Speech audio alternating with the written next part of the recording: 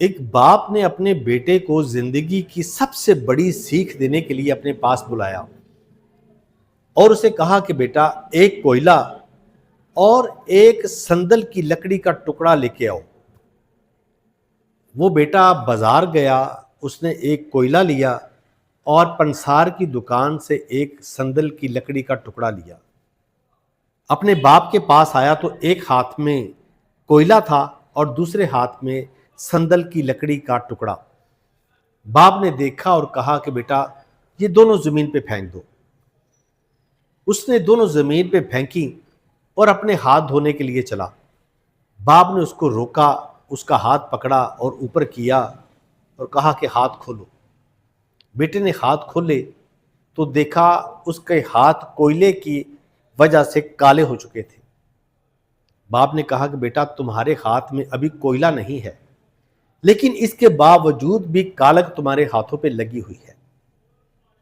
یہ بالکل اسی طرح ہے جب تمہاری صحبت غلط لوگوں کے ساتھ آ جائے گی، جب تمہاری زندگی میں غلط لوگ ہوں گے، جب تک وہ تمہاری زندگی میں رہیں گے تمہاری زندگی میں مشکلات ہی رہیں گی، اور اگر وہ چلے بھی جائیں تمہاری زندگی سے، اس کے باوجود بھی لوگ تمہیں یہ تانا دیتے رہیں گے کہ تمہارا تعلق ان غلط لوگوں کے ساتھ رہا ہے۔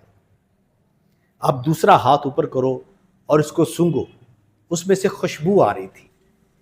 باپ نے کہا کہ بیٹا اپنی زندگی میں ہمیشہ ایسے لوگوں کو شامل کرنا جو تجھے علم دیں، تجھے اچھی بات بتائیں، تجھے اچھے رستے پہ لے کے چلیں۔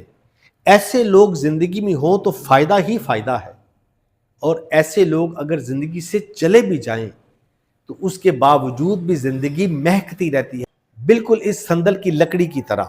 ابھی مہک آ رہی ہے نا، بالکل اسی طرح سے اپنی زندگی میں ہمیشہ اچھے لوگوں کا چناؤ کریں، جس سے آپ کی زندگی آسان رہے اور آپ اپنی زندگی کو بہترین طریقے سے گزار سکیں۔